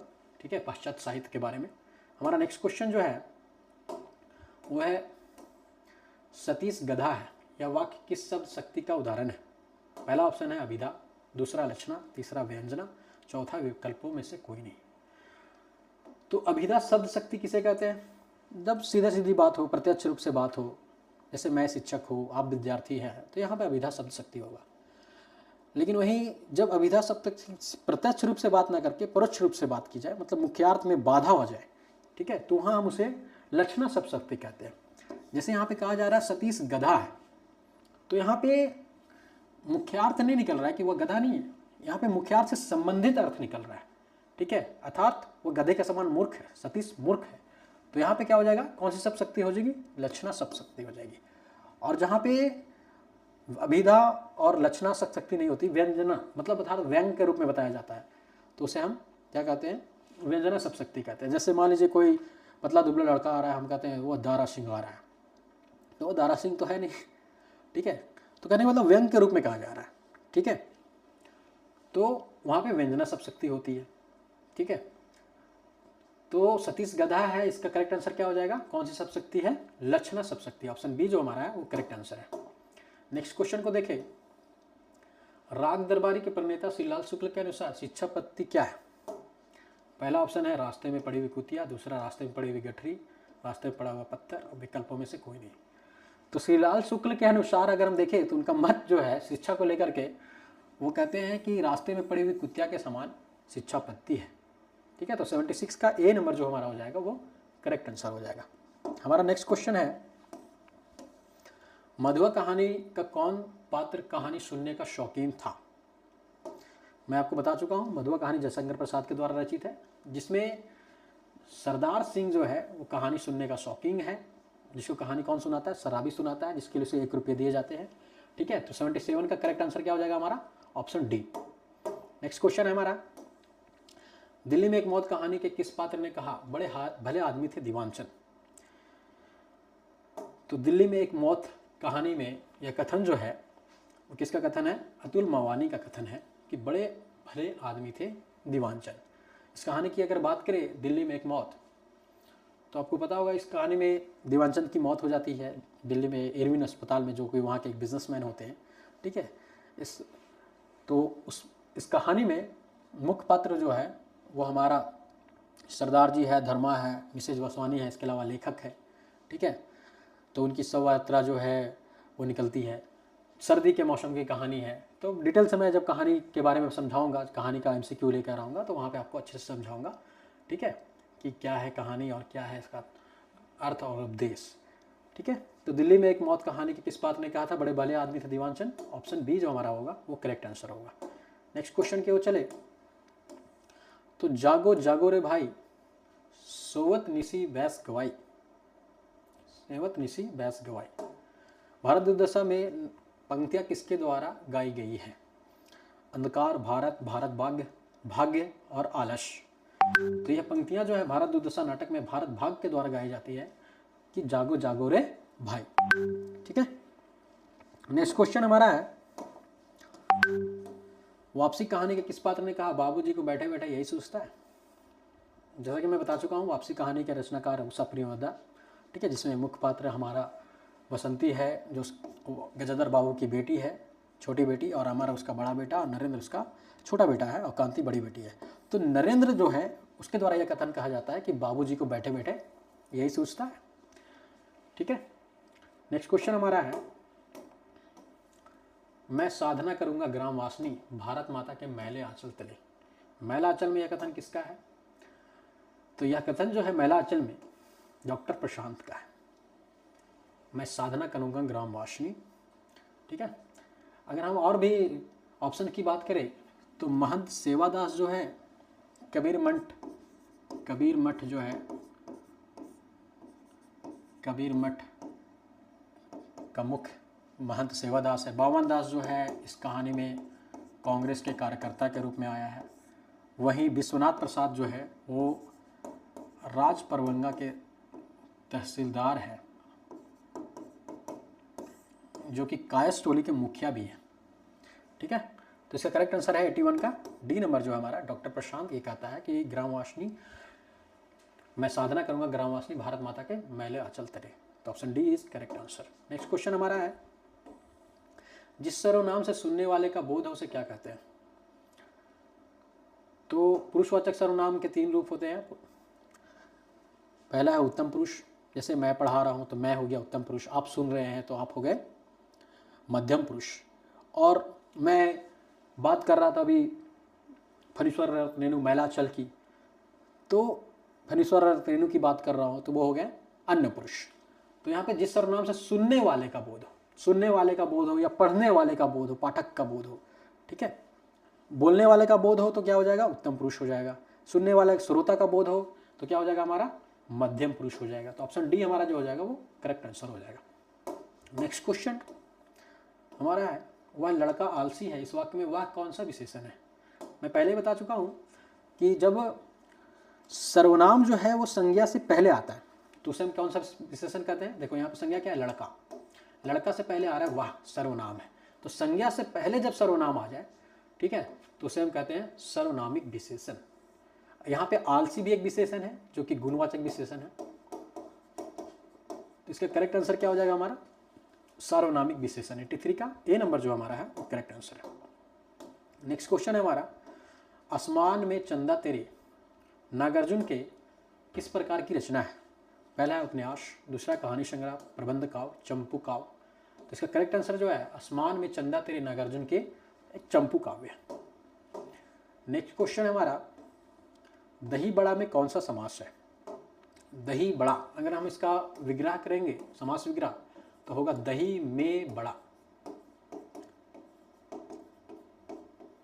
है ये तत्पुरुष समास और इसमें मध्य पद लोप हो रहा है, इसलिए मध्य पद लोपी हो जाएगा, में यहाँ पे लोप हो रहा है। तो 85 का करेक्ट आंसर क्या हो जाएगा? मध्य पद लोपी समास। नेक्स्ट क्वेश्चन है हमारा, सब लड़कियां एक जैसी होती है, बेवकूफ और सेंटिमेंटल, परिंदे कहानी के किस पात्र का कथन है? तो डॉक्टर मुखर्जी जब जाते हैं इस कहानी में, जब टूर पे ले जाया जाता है बच्चों को, तो वहाँ पे डॉक्टर मुखर्जी के द्वारा यह कथन कहा जाता है कि सब लड़कियां एक जैसी होती है, बेवकूफ और सेंटिमेंटल। ठीक है, तो 86 का सी नंबर जो हमारा वो करेक्ट आंसर है। नेक्स्ट क्वेश्चन है हमारा, पाषाणी के भीतर भी कितने मधुर स्रोत बहते रहते हैं? उनमें मदिरा नहीं, शीतल जल की धारा बहती है। ध्रुवस्वामी नाटक में यह पंक्ति किसकी है? सकराज की, मंदाकिनी की, कोमा की, शिखर स्वामी की। तो ध्रुवस्वामी नाटक को जब आप पढ़ेंगे तो यह पंक्ति जो है कोमा के द्वारा कहा जाता है, जो कि सकराज से प्रेम करती है। तो इसका करेक्ट आंसर हो जाएगा 87 का सी नंबर। नेक्स्ट क्वेश्चन है हमारा, गोदान उपन्यास का प्रमुख पात्र कौन सा है? मैं बता चुका हूँ इसी वीडियो में आपको कि गोदान उपन्यास का प्रमुख पात्र जो है वो होरी है, जो कि किसान की भूमिका में है। ठीक है, मिस्टर मेहता की बात करें तो वो दर्शन शास्त्र के प्रोफेसर हैं, और गोबर जो है वो होरी का पुत्र की भूमिका में है। तो इसका करेक्ट आंसर हमारा क्या है? सी नंबर। नेक्स्ट क्वेश्चन अगर हम देखें तो हमारा नेक्स्ट क्वेश्चन है, मैथिली शरण गुप्त द्वारा रचित यशोधरा किस प्रकार का काव्य है? तो यशोधरा जो है हमारा है वह खंड काव्य है। कैसा काव्य है? खंड काव्य। तो 89 का हमारा बी नंबर जो हो जाएगा वो करेक्ट आंसर होगा। नेक्स्ट क्वेश्चन हम देखें तो नेक्स्ट क्वेश्चन हमारा, गोदान उपन्यास का केंद्र बिंदु क्या है? होरी का जीवन, कृषि की प्रधानता, समाज की संरचना, राजनीतिक व्यवस्था। इसका करेक्ट आंसर हमारा हो जाएगा कृषि की प्रधानता, 90 का बी नंबर। नेक्स्ट क्वेश्चन हमारा, आधे अधूरे नाटक में सर्वाधिक आलसी पुरुष कौन सा है? तो सर्वाधिक आलसी पुरुष जो हमारा है वो है महेंद्र नाथ, जो कि सावित्री का पति है, और वह जुनेजा अपने दोस्त के साथ प्रेस का बिजनेस कर रहा था जिसमें नुकसान हो गया। उसके बाद वह कुछ नहीं करता, घर में निकम्मा बैठा रहता है। ठीक है, तो सर्वाधिक आलसी पुरुष कौन है इसमें? हमारा महेंद्र नाथ है। 92 का जो हमारा क्वेश्चन है वो कहता है, आचार्य रामचंद्र शुक्ल के अनुसार हिंदी रीति ग्रंथों की परंपरा किस रीतिकालीन कवि से चली है? वैसे अगर आप पढ़ेंगे तो देव से केशव दास जो है रीतिकालीन परंपरा के शुरुआती करने वाले हैं, लेकिन रामचंद्र शुक्ल जो है वो केशव दास को ना मान करके वो चिंतामणि त्रिपाठी को हिंदी रीति ग्रंथों की परंपरा के शुरुआतकार मानते हैं, आरंभकर्ता मानते हैं। इसका करेक्ट आंसर क्या हो जाएगा? 92 का ए नंबर जो हो जाएगा वो करेक्ट आंसर हो जाएगा। 93 जो हमारा क्वेश्चन है वो कहता है, मुख से उच्चरित होने वाले शब्दों और वाक्यों आदि का समूह जिसके द्वारा मन की बातें बताई जाती है भाषा कहलाती है। भाषा की यह परिभाषा किसने दी है? पहला ऑप्शन है देवेंद्र नाथ शर्मा, दूसरा है रामचंद्र वर्मा, भोलानाथ तिवारी, चौथा है बाबूराम सक्सेना। इसका करेक्ट आंसर होगा रामचंद्र वर्मा। मैं जब आपको पढ़ाऊंगा डिटेल से, जब भाषा के जब मैं ऑब्जेक्टिव सवाल लाऊंगा तो किनके द्वारा कौन कौन सा कथन कहा गया है उसको मैं लेकर के आऊँगा। तो नेक्स्ट क्वेश्चन की अगर हम चले, हाँ, तो इसका करेक्ट आंसर क्या था हमारा? Option B. नेक्स्ट क्वेश्चन जो हमारा है वह है, उसने परिश्रम कर रुपये जमा किए, इस वाक्य में पूर्वकालिक क्रिया का उदाहरण है। तो पूर्वकालिक क्रिया क्या होती है? जब एक क्रिया समाप्त हो जाती है और उसके तुरंत बाद दूसरी क्रिया चल रही होती है तो उसे पूर्वकालिक क्रिया कहती है। जैसे मैं पढ़ाकर घर चला जाऊंगा, तो पढ़ाकर जो है वो पूर्वकालिक क्रिया है। ठीक है, तो यहाँ पे परिश्रम कर रुपये जमा किया। ठीक है, तो शुरू में कौन सी क्रिया हो रही है? परिश्रम हो रही है। उसके बाद रुपये जमा करना बाद में हो रही है, तो पूर्वकालिक क्रिया क्या हो जाएगी? परिश्रम कर। इसका पहचानने का भी तरीका है कि इसमें कर जो लगा रहता है, पढ़ कर, नहा कर, है ना, तो कर जो है वो इसमें लगा हुआ रहता है, तो इसको पहचान सकते हैं पूर्वकालिक क्रिया। 94 का करेक्ट आंसर क्या हो गया, ऑप्शन बी जो हो गया वो करेक्ट आंसर हो गया। 95 जो है उसका हंसना मुझे अच्छा नहीं लगता, इस वक्त में हंसना क्या है, हंसना क्या है, मुझे हंसना अच्छा नहीं लगता। ठीक है, तो आप इसको जब देखेंगे तो यहाँ पे क्रिया जो है हंसना है, तो कैसी क्रिया है, अकर्मक क्रिया है, द्विकर्मक क्रिया, क्रियार्थक संज्ञा है, संयुक्त क्रिया है। तो जब क्रिया का फल अभी हमने पढ़ा है इसी वीडियो में कि कर्ता पर पड़े, ठीक है, तो उसे हम क्या कहते हैं, अकर्मक क्रिया। यहाँ पे हंसना, उसका हंसना मुझे अच्छा नहीं लगता, तो हंसना का फल किसे पड़ रहा है, उस पर पड़ रहा है, तो इस पर क्या हो सकती क्रिया हो जाएगी, अकर्मक क्रिया हो जाएगी। ठीक है, तो 95 का हमारा ए नंबर जो होगा वो करेक्ट आंसर होगा। नेक्स्ट क्वेश्चन हम देखें तो हमारा नेक्स्ट क्वेश्चन है, ये रिपीट हो गया है। 96 क्वेश्चन जो हमारा है, अधिकांश डिंगल साहित्य की रचना किसके द्वारा की गई, पहला है सिद्धों के द्वारा, चारणों के द्वारा, योगियों के द्वारा, जैनों के द्वारा। तो डिंगल साहित्य जो है उनकी रचना चारणों के द्वारा की गई थी, तो 96 का ऑप्शन बी जो हमारा होगा वो करेक्ट आंसर होगा। हमारा अगला 97 सवाल जो है, मैलाचल की कौन सी पात्र अंधविश्वासी है, आभा रानी। आभा रानी जो है मैलाचल में कांग्रेस की कार्यकर्ता है। ठीक है, परवर्ती मौसी, तो उसके बाद है फुलिया, चौथा है कमली। कमली जो है वो विश्वनाथ प्रसाद की बेटी है और डॉक्टर प्रशांत जो है उसकी प्रेमिका के रूप में इस उपन्यास में आई है। और फुलिया जो है वो एक विधवा है। ठीक है, जो गांव में दो लोगों से प्रेम करती है, खलासी साहब और मिश्र साहब से। तो इसको मैं डिटेल से बताऊंगा जब मैं मैलाचल उपन्यास को पढ़ाऊंगा। ठीक है, तो मैलाचल उपन्यास कौन सी पात्र अंधविश्वासी है, तो इसका करेक्ट आंसर हो जाएगा पार्वती मौसी। ऑप्शन बी जो हमारा है वो करेक्ट आंसर है 97 का। नेक्स्ट क्वेश्चन है हमारा, सर्वोत्तम कौन सा समास है, सर्वोत्तम समास विग्रह अगर आप करेंगे तो देखेंगे सर्वोत्तम जो सबों में उत्तम हो, सबों में उत्तम, तो में अधिकरण, अधिकरण तत्पुरुष, में और पर किस में आ जाता है, हमारा अधिकरण में आ जाता है। ठीक है, तो सर्वोत्तम क्या हो जाएगा हमारा, अधिकरण तत्पुरुष हो जाएगा। नेक्स्ट क्वेश्चन हमारा, मोहन पुस्तक पढ़ता है, यह वाक्य किस कारक का उदाहरण है। मोहन पुस्तक पढ़ता है, किसको पढ़ रहा है, पुस्तक को पढ़ रहा है, तो किसका उदाहरण हो जाएगा हमारा, कर्म कारक का उदाहरण हो जाएगा। 99 का करेक्ट आंसर हो जाएगा ऑप्शन बी।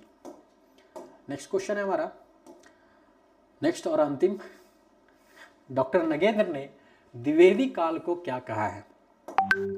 तो जैसा कि हम इसी वीडियो में पढ़ चुके हैं, डॉक्टर नगेंद्र के द्वारा 1973 में हिंदी साहित्य के इतिहास नामक पुस्तक लिखी गई, जिसमें उन्होंने आधुनिक काल को उपभागों में बांटा है, जिसमें आधुनिक काल में पहला जो उनका है वो भारतेंदु युग जो है, भारतेंदु युग को पुनर्जागरण काल कहते हैं। क्या कहते हैं, पुनर्जागरण काल। वहीं वो द्विवेदी युग को कहते हैं जागरण सुधार काल। द्विवेदी युग को क्या कहते हैं, जागरण सुधार काल।